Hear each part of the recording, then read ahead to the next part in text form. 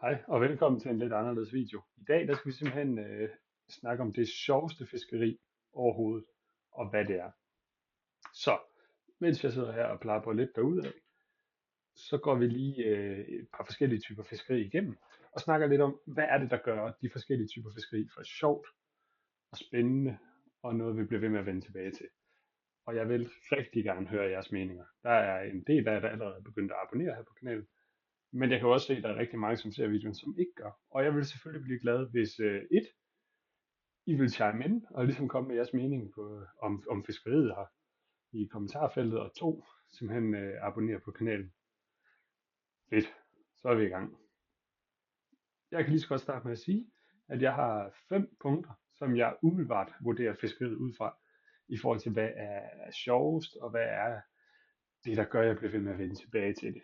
Og jeg kan lige så godt sige med det samme, at det her det kommer til at handle utrolig meget om 1. Ørder, 2. Laks. Og det handler om de her 5 førnævnte punkter. 1. Det er sværhedsgrad, altså hvor svært er det faktisk at fange fisken. 2. Fejden og taket, sådan koblet i en. Altså hvor sjovt er det simpelthen at få fisken på. 3. Det er naturoplevelsen. Hvor meget forskellig natur, og hvor meget kan man egentlig opleve ud over selve fisken og fiskeriet, når man er derude. 4. Ret væsentligt for mig også, det er grej- og fiskemetode. Det vil sige, kan man kun fange den på pop-up bøjles, eller kan det også lade sig gøre at fange den på alt muligt andet. 5. Det er tilgængelighed.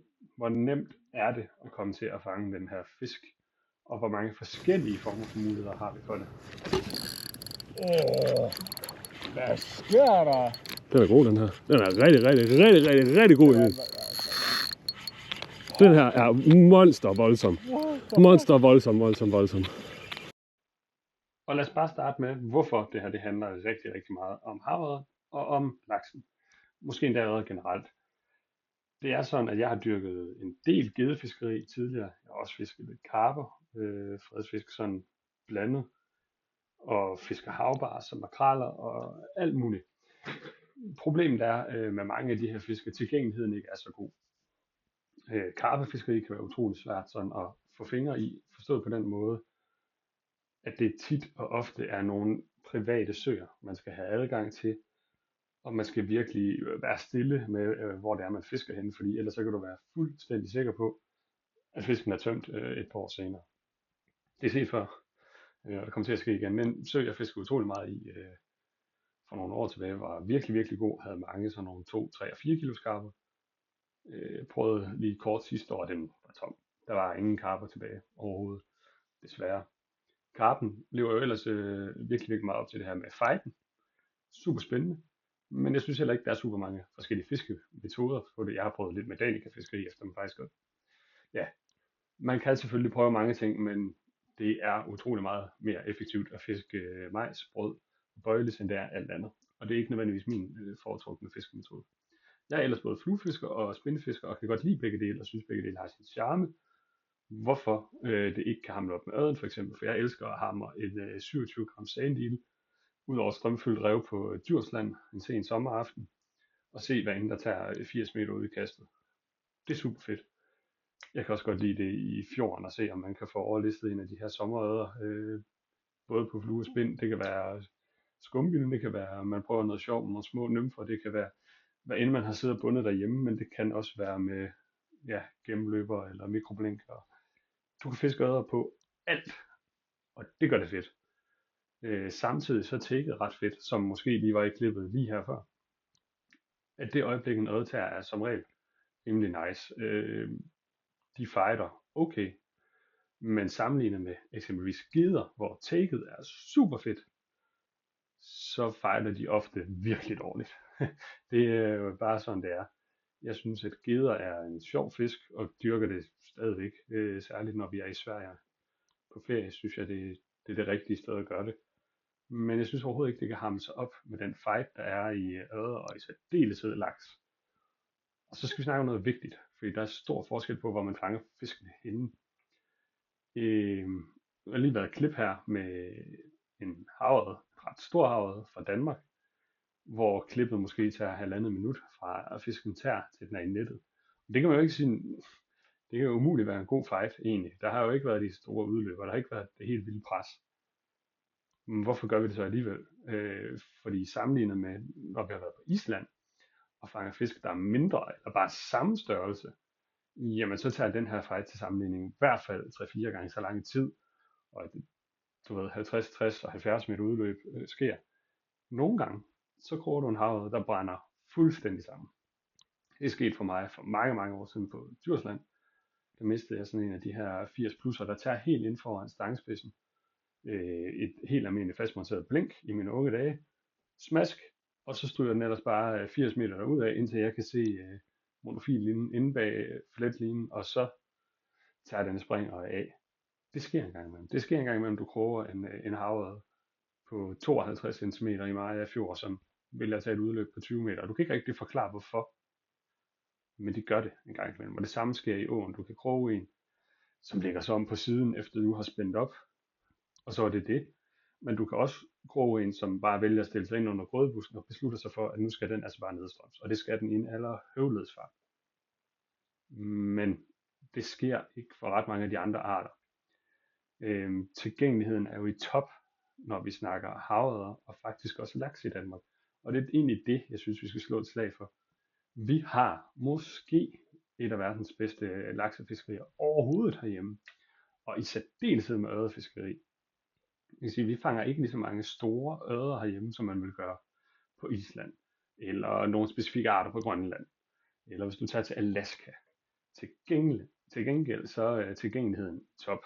Du kan med statens fisketegn, som koster ingenting, simpelthen fiske vores kyst fuldstændig tynd og fange den ene fisk efter den anden. Ja, hvis du fisker rigtig meget havre, så kan du fange et sted mellem 500 og 1500 ørreder på et år. Det kan du ikke ret mange steder.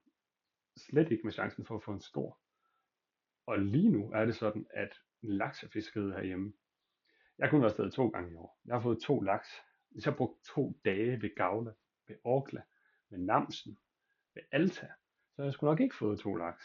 Og det er altså i rigtig, rigtig mange vandløb i hele verden, skal man virkelig være glad for, hvis du får en fisk med en gennemsnitsstørrelse på 85-87 cm, som de danske laks har. Og det gælder Skjernå, det gælder Storå, det gælder Vardeå. Gud nogen overser lige lidt her, og det kan vi godt komme ind på, fordi det ligger under natur for mig, som er mit punkt nummer 3.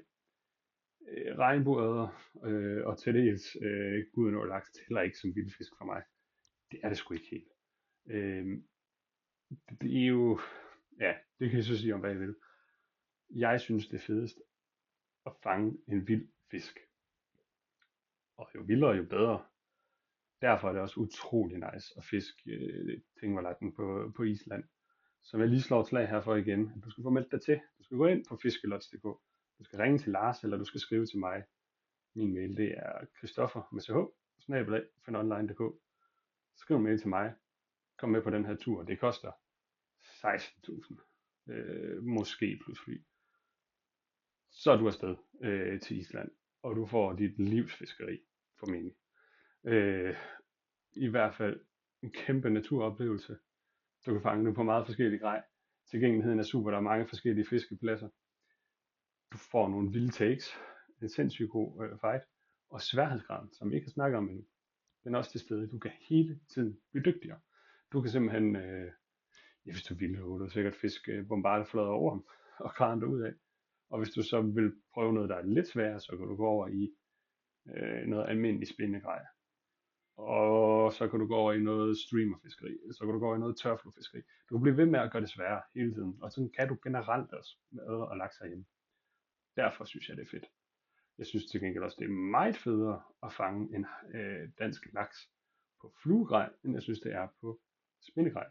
Og det er ikke fordi, at jeg bedre kan lide at fiske med flue, det kan jeg måske også, men kondomspinderfiskeriet efter en laks er ikke lige så alsidigt, som det er på flue. Fluen, der du selv sidder og lavet den, når du har ledet dig ind i det, og den skal fiskes rigtigt i strømmen osv. Men en kondomspinder, så kaster du ud, du lader den synke, og så trækker du den ud af den strømmeren, hvor fisken står i. Det bliver aldrig rigtig sværere end det. Og du kan godt føle, at du bliver bedre til det, og det gør man selvfølgelig. Men så mange skridt er der bare heller ikke sammenlignet med at vælge den rigtige line til fluestangen, få den placeret rigtigt. Jeg er gået over til at fiske enhånds, fordi det var lige lidt federe end at fiske tohånds. Der er rigtig mange ting i det her. Laks og ørred byder på så mange muligheder, og du kan selv styre sværhedsgraden. Det her med fight and taken er i topklasse. Naturen er typisk også i topklasse. Du kan fiske den på stort set det grej du vil, og den er super tilgængelig. Laksen er super tilgængelig i Danmark. Et medlemskab i de fleste år koster et sted mellem 1200 og 2200 for en sæson. Så ved jeg godt, at vi kan være sure over varmeluk og alt muligt andet, men sammenlignet med dagskortpriserne i vandløb med samme snitstørrelse i resten af verden, i Mørum, i Alta, Orkla, Gavla, det er noget helt andet. Også, jeg ved godt, naturen er noget andet. Men altså venner, for Suland, det er billigt, og det er godt, det laksefiskeri, vi har. Virkelig godt. Og vores ørredfiskeri er jo nærmest endnu dummere. Altså, meld dig ind i Pirken, som har Lærkenfeldt, hvor du kan gå ned og dyrke dit skumbillefiskeri. Jeg kan ikke huske, om det er 600 eller 800 kroner, det koster at være medlem der. Men altså, herregud. For noget af verdens mest unikke ørredfiskeri. For ørred en størrelse, som resten af verden drømmer om. Og det gør man jo. Fordi de fleste vil jo være tilfredse med at få en bækørred på 50 cm. Vi står måske på døgnflueimitationer og fisker til en havørred, der rejser på 58 eller 52 cm. Og synes, ja, det kan vi jo hvert år. Det er jo vildt. Det er vildt, vi kan det. Husk, hvor godt vores eget fiskeri er. Så synes jeg, det er på sin plads at snakke lidt om selve fisken også. Der er en stor grund til, at vi alle sammen er fascineret af havørreden og laksen. De er jo utrolig smukke fisk. Og det er der jo egentlig de fleste fisk på sin egen måde. Altså makrellen er jo fuldstændig sindssyg, hvis man giver sig til sådan virkelig kigge på den. Havbarsen er jo virkelig det samme med sin store mund og de vilde pigge. Ikke? Arboren er jo også helt vild. Det samme er geden. Men det her med laksen og havet, der er noget over det. Der er noget over at fange fisk, der ændrer sig i løbet af året. Den ændrer sig i forhold til hvilken kyst du har fanget den på, eller hvilken fjord du har fanget den i, eller hvilken å du har fanget den i. Der er virkelig, virkelig mange sådan, små ting, der ændrer sig i udseendet på de her fisk. Nogle gange nogle helt vildt store ting. Det er en stor ting at fange en ilt- og hanlaks slut september, start oktober, hvor den er helt rød nærmest, med kæmpe kæbekrog, og det samme gælder jo havørrederne, kontra at fange den april måned på yderkysten, hvor den er helt hvid på bugen, og ryggen er nærmest sådan helt sandfarvet. De er fuldstændig gennemsigtige finnerne. De her fisk, de ændrer sig virkelig, virkelig meget. Fiskeriet efter dem ændrer sig virkelig, virkelig meget. Alt ved dem er egentlig bare nice. Altså det er nice at fange fisk, som du ved. Du har gået det meste af året og set ud på yderkysten. Der er sprunget rundt langt ud og et tubiser, eller du ved, at laksen den har været 3 år på Grønland for at æde så fed, inden den er vendt tilbage til den vilkårlige vestjyske å, du nu går og fisker i. Alt fra Sneum til Storåen. Altså, de har virkelig taget en lang svømmetur. Og der er noget magisk over at gå der 30 km op i et eller andet vandløb. Boom! Og så sidder den der på spinneren, på ormen, på fluen. Whatever. Det i sig selv er jo fuldstændig magisk at kunne være en del af den rejse. Og vi er en ret væsentlig del af det, fordi hvis ikke vi var der som lystfisker, så var der heller ikke det laksefiskeri, der er nu. Fordi hvem er derude til at holde øje med fisken og fiskeriet og vandet og vandets tilstand? Det er også der er det. Jeg er også, synes jeg, lidt en forpligtelse i forhold til, at vi har jo haft godt laksefiskeri før. Det har vi. Men det gik i vasken, og det er der mange årsager til, at der er mange, der har lavet podcast om det og snakket og gå ind og høre Sportsfiskerforbundets afsnit om det. Men vi er der nu, som dem, der forpagter naturen. Det er også der leger vandløbet og strækningerne derude. Det er også der går og holder øje med de her magiske fisk, som er så smukke, som altså man aldrig bliver træt af. Jeg kan faktisk lige hive. Jeg synes det her det er helt genialt. Når vi drømmer, taler elven. Og hvad taler til os? Ja, for mig så er det i hvert fald fisken, der taler til mig. Det er desuden Bo Frier, der har skrevet den her genial bog. Læs den. De her havet og laksene, har en fuldstændig magisk tiltrækningskraft på mig, fordi det var dem, jeg læste om som barn. Og der sker jo noget nu, hvor den nye generation måske hører om, at fiskeriet efter havet og laksen ikke nødvendigvis er så godt. PS, det er det. Men vi har jo faktisk også godt givet arbordfiskeri og alt muligt andet, som folk kaster sig over. Der er også noget med specimenfiskeriet, som lige nu lader til virkelig være en god periode, og der er flere, der begynder at dyrke det. Man snakker meget mere om suder, end hvad jeg nogensinde har hørt om. Altså, Just Fishing har lige lavet en video om søens spøgelser. Jeg kender der et par stykker, der skal ud og sidde med majs efter dem. Havbarsfiskeriet er også nyt og spændende. Tilgængeligheden er egentlig fin for mange af de her arter, og rigtig god, også herhjemme. Men jeg synes ikke sværhedsgraden er der. Og jeg synes ikke, fisken er lige så smukke i virkeligheden. Jeg synes, laksehavet er noget særligt. Og det er du velkommen til at være uenig i. Det kan du bare være. Det ændrer jo ikke på min holdning. Og så synes jeg, at det her med, at jeg både kan fange en havre på med 27 gram sanddel, på et strømfyldt rev på Djursland, og jeg kan fange den på en uldsok i størrelse 8, bundet på en lowwater-krog, i et vilkårligt vandløb i Danmark, i Jylland specifikt nok, fra hvor man fanger fra Ulverby, Liver, Ellingå, som nogle af de mest nordlige, har man fået havret alle sammen ned til Fladså, Gældså, og alt indimellem. Og det er måske nogle forskellige ting, der virker de forskellige ting. Havret og laksen er specielle, de er unikke, de er sindssygt nice. Og jeg synes, vi skal passe på dem. Det er en helt anden snak. Jeg håber, at du lige vil chime ind, fordi jeg er faktisk lidt nysgerrig på, hvad du synes er den absolut fedeste fisk at fange. Fordi jeg forestiller mig jo, at der er utrolig mange derude, der er uenige med mig og siger, at havet og laks, det er sgu lidt småbanalt. Jeg kan ikke snakke om andet i 30 år. Og det kan man have ret i. Jeg vil gerne høre, hvorfor du synes, at medfiskeriet efter rodskaller specifikt er det fedeste, eller hvorfor fiskeriet med døgnfluerne efter græskarper i nogle specifikke søer er super nice. Der er mange ting derude, og så vil jeg gerne høre fra dig, som synes, at det kan ikke passe. Det med de der laks og kondomsvinderne, det er svært, og det er spændende og alt muligt. Be my guest. Jeg vil gerne høre om det, og jeg vil gerne have, at der er nogen derude. Jeg synes bare specifikt, at havet og laks er det mest magiske i verden. Og ørredfiskeriet, der skal du tage med til Island for at se en anden dimension af det. Som sagt, send mig en mail. Jeg sætter også et link ned i beskrivelsen. Og så håber jeg, vi ses ude ved vandet. Eller på Island. Og abonner gerne på kanalen her. Der er meget mere at vente. Knæk og bræk. Vi ses derude. Sådan. Tak, Emil. Lidt usikker landing. Ja, det var vist mest min egen skyld.